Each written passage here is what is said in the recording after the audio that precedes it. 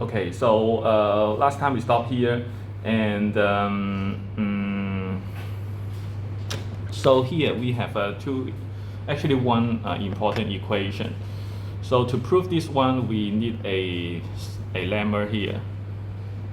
Lemma is in Chinese is 盈利. So we'll prove this lemma first, and then using this lemma we can quickly get this important equation. So first we try to prove this one. So so to prove, we can either calculate the left side to be something and then the right side to be something, and then we can see that both of them are equal to each other. Or maybe let's see, this side is more complicated. We have two terms here with one term on the left hand side. So maybe we can start from the right and then to see whether we can divide something on the left side. Okay. Okay, so let's try to calculate from the right side. So we have k squared plus 2k mc squared.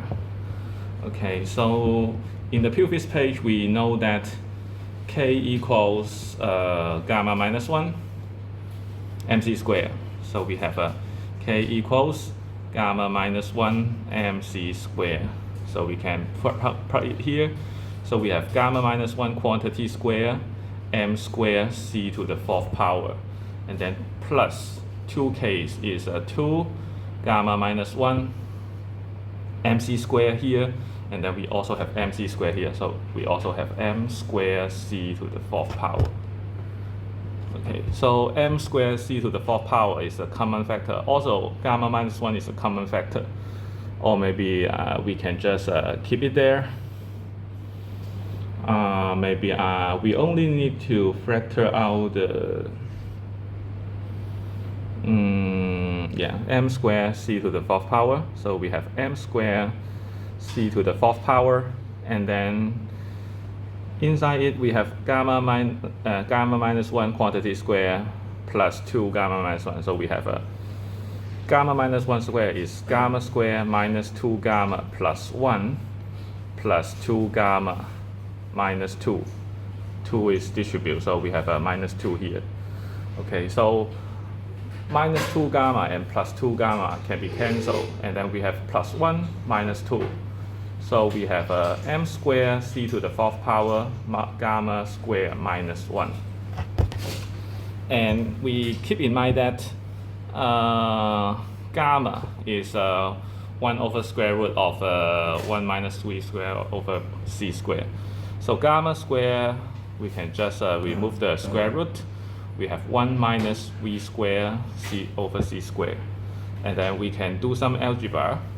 We have c square minus v square in the denominator, and then c square in the numerator by multiplying c square to both numerator and denominator. So we have this one. Then we can also know that gamma square minus 1, this one minus 1 will be v square over c square minus v square. So you can just put minus 1 here, and then you multiply by the common denominator, and then you can do the subtraction. Okay, so this one is gamma minus 1, gamma square minus 1.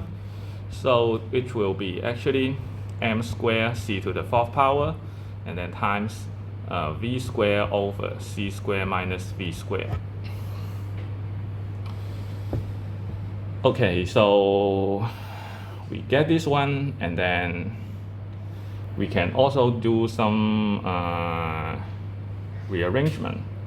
So we can make it like m square v square c square, and then put c square here over c square over minus v square, which means that we put c square in here, and then we move this v square to the front. So we have m square v square c square in the front, and then we have this term.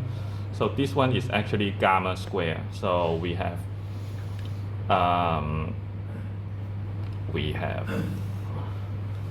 m square.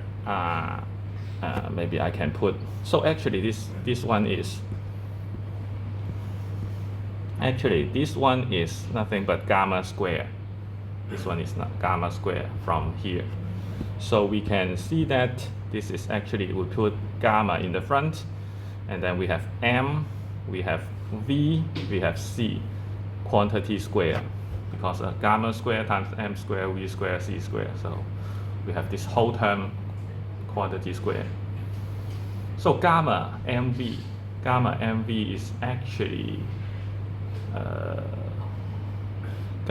is actually p, if you still remember. Here, p is gamma mv. So actually, this is nothing but a pc, quantity square. So this one is p. This one is p. So we start from the right side of this equation, and then we calculate the left side. So actually, we have proved this lemma. And then from this lemma, we can quickly prove this one. Also, the right side is more complicated. We start from the right side. So we have a PC quantity square plus MC square quantity square. So PC square, we can use this one. So we have K square plus 2K MC square plus MC square quantity square. Okay, so that you can quickly see that this is the well-known a square plus 2ab plus b square, which is a plus b quantity square. So this one is a, k is a, mc square is b. So we have a square, 2ab, and then b square. So we can quickly get that k plus mc square quantity square. And this is nothing but e. We see that E is mc square plus k. So we get this is actually e square. So we prove this one.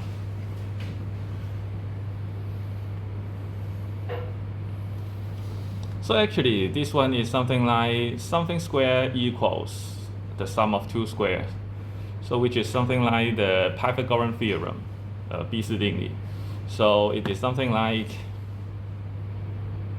we have E here, we have PC for one side, and then MC square for another side.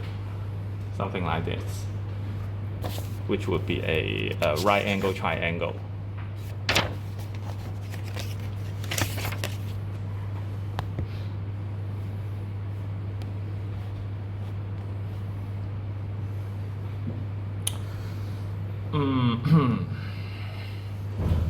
And if you just define, maybe, I'm not sure whether the textbook, how it is defined.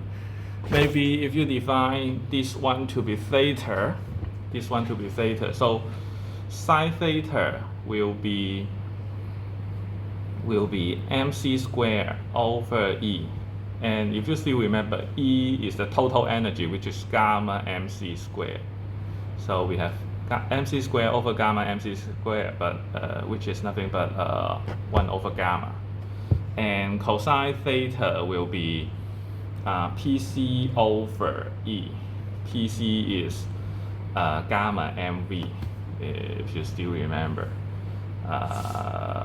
P is gamma mv here. P is gamma mv. So gamma mvc. And then here E is gamma mc square. So gamma m can be cancelled. C and c square can be partly cancelled. So this is V over C, which is beta. Just beta.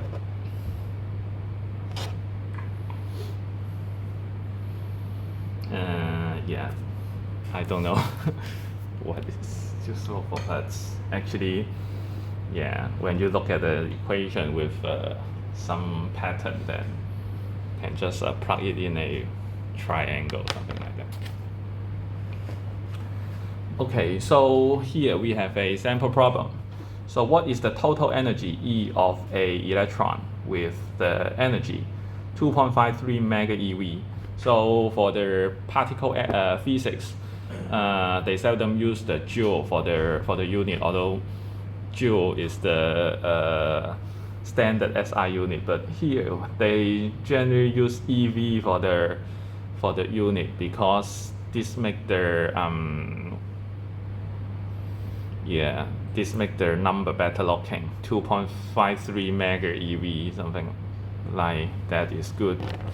But just keep in mind that 1 EV is 1.6 times 10 to minus 19 joule, which is something like you accelerate an electron from rest by a 1 volt potential difference. Then the electron will have 1 EV energy, something like that. This is the physical meaning of the 1 EV. So here, what is the total energy of the electron? So we will make use of E equals mc squared plus k. So here, 2.53 means the kinetic energy. So this is kinetic energy. Then we can plug in mc squared. M is 9.11 times 10 to minus 31 for an electron. And then we multiply it by 2.998 times 10 to the 8th power, which is the speed of light quantity square. And then if it is in joule, then it is already okay, but we need to convert it back to EV, so we need to divide it by 1.6 times 10 to minus 19, and then plus 2.53 times 10 to the 6th power. Okay, so this one will be 3.04 mega EV. This is the total energy. This is the total energy of this electron with this kinetic energy. So most of the energy refer to the kinetic energy because the electron is quite light, 9.11 times 10 minus 31. Okay, so for part B, what is the magnitude P of the electron momentum in the unit MeV over C? So for standard SI unit, MV will be like MV kg ms inverse, something like that. So kg is m, v is m meter per second. So this is a standard SI unit for the momentum, but yeah, also for particle physics, they use mega EV over c. C means the speed of light. The speed of light. So the C symbol here for speed of light, and not itself a unit. Is not itself a unit.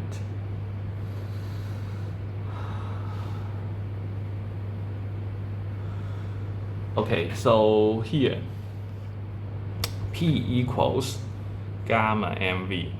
Gamma mv. Make use of that equation. And then we may ask, what is gamma? What is gamma? Because we know m, we don't know v yet. And if we know v, we can also know gamma. So making use of this one is not good because gamma we don't know, we still don't know yet. Maybe we can just use this one to find, but yeah, it may not be a good way.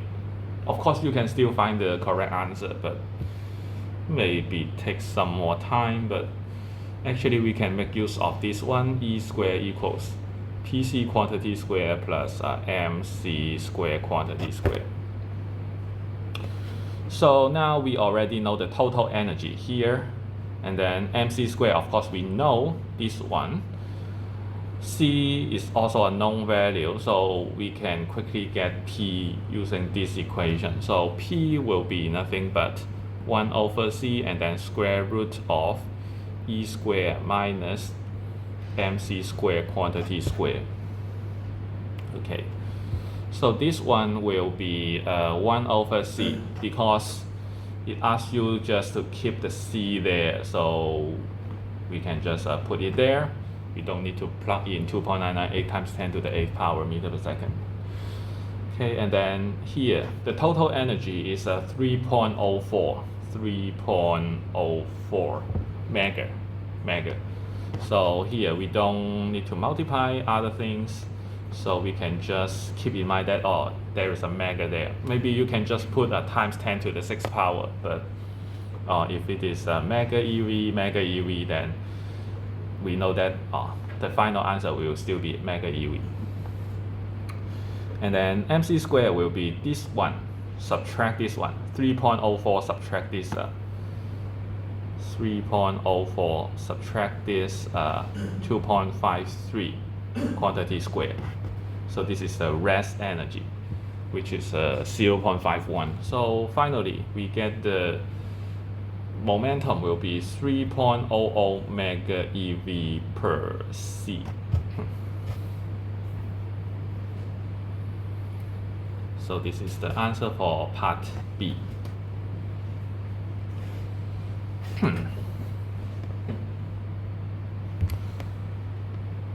Okay, so here we have the final sample problem for this chapter. So here it says the most energetic proton ever detected in the cosmic ray 宇宙射线最高能量的质子coming to Earth from space had an astounding kinetic energy of 3 times 10 to 20 eV.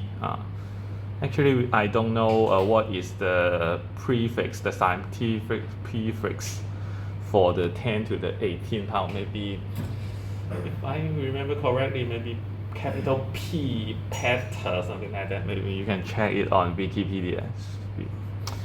But yeah, it just used 10 to the 20 eV, enough energy to warm a teaspoon water by a few degrees. So only a single proton, the kinetic energy is sufficient to warm a teaspoon of water by a few degrees. So what were the proton Lorenz factor gamma and speed v, both relative to the ground-based detector? So here we can make use of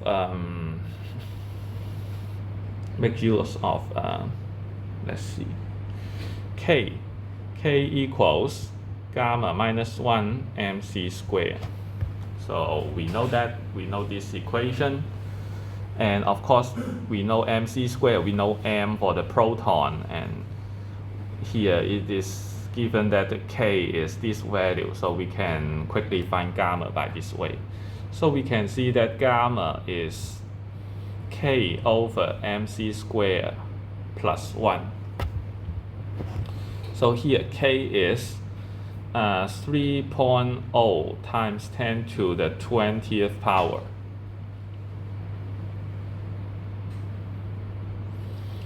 And then the mass of the proton is 1.67 times 10 to minus 27.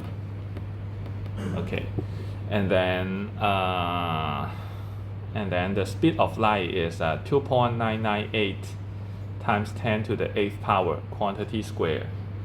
And then this is joule, so we need to this is SI unit, this is not, so we need to multiply it by 1.6 times 10 to minus 19. So that this one is joule again,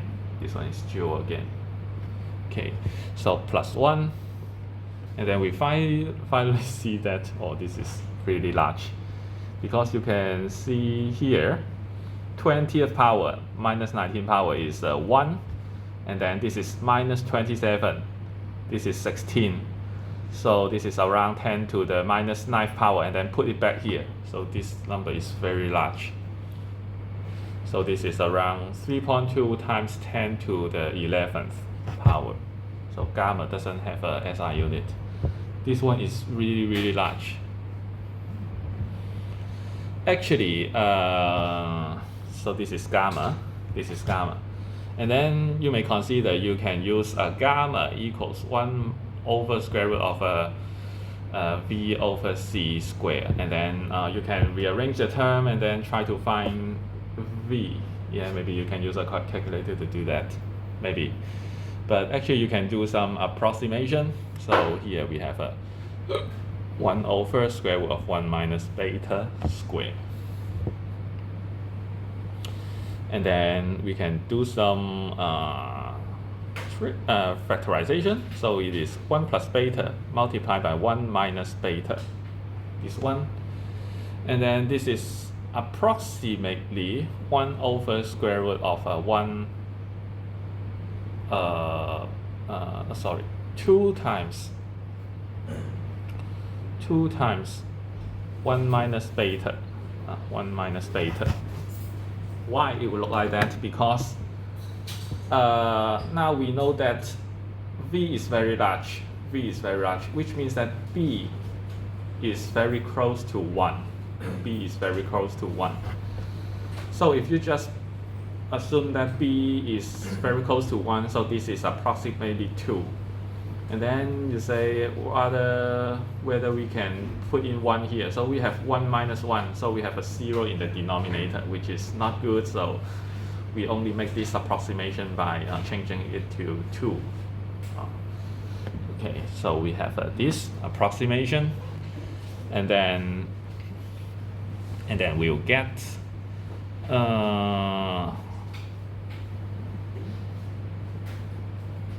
1 minus beta equals 1 over 2 gamma squared.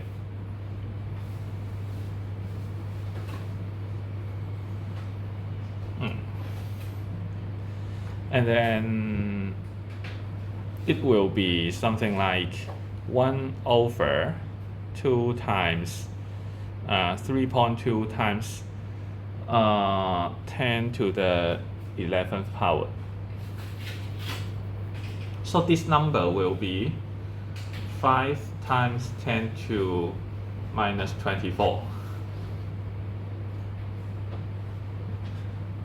Which means that beta will be 1 minus 5 times 10 to minus 24. Why we need to write it like this? Because if you just make it a number, it will be like 0.99999 with 23.9 and then 5 at the end. So we write it like this. And then finally, V will be 1 minus 5 times 10 to minus 24 C. So this is the answer. If you don't make this approximation, maybe you will simply find beta will be like 1.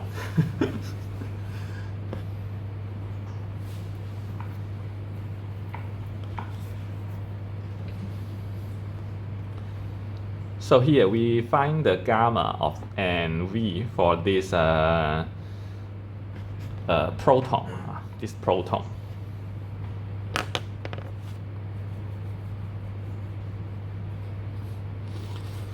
Okay, and then for part B, it asks, suppose the proton travel along the diameter of the Milky Way.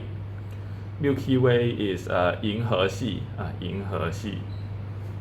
galaxy 就是在回声处那边会 galaxy 9.8 times 10 to the 4th power light year 9.8乘以10的44方光年98000光年。OK， 直径就是这个银河系的直径是98000光年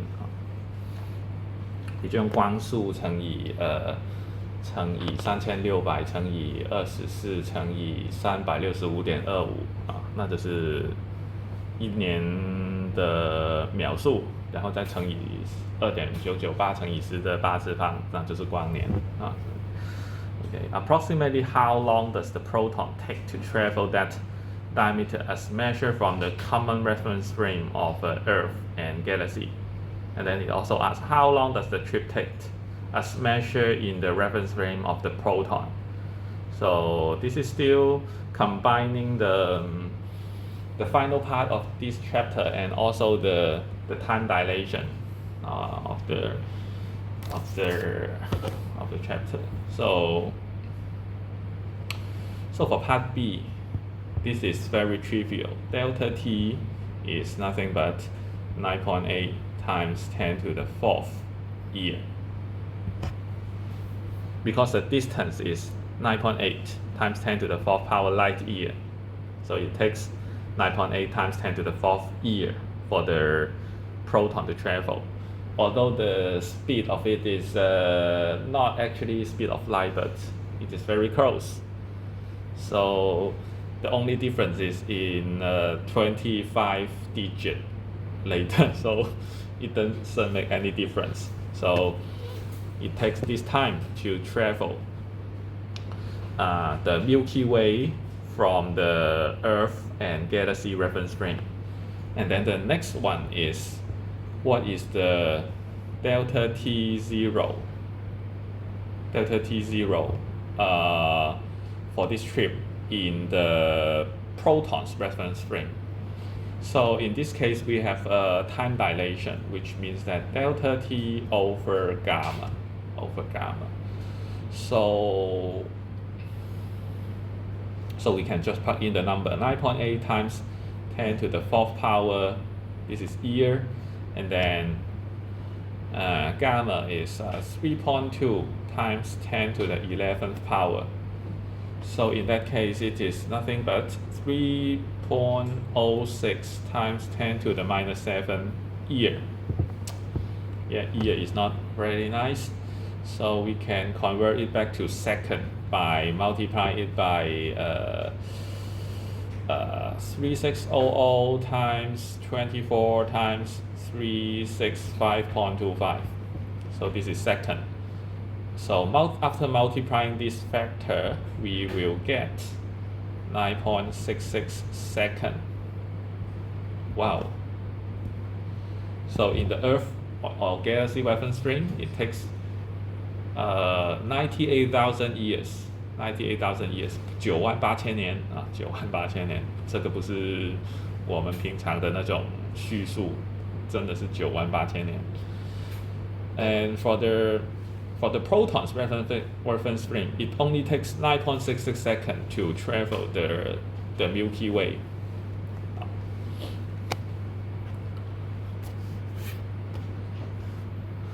So this is the end of this chapter.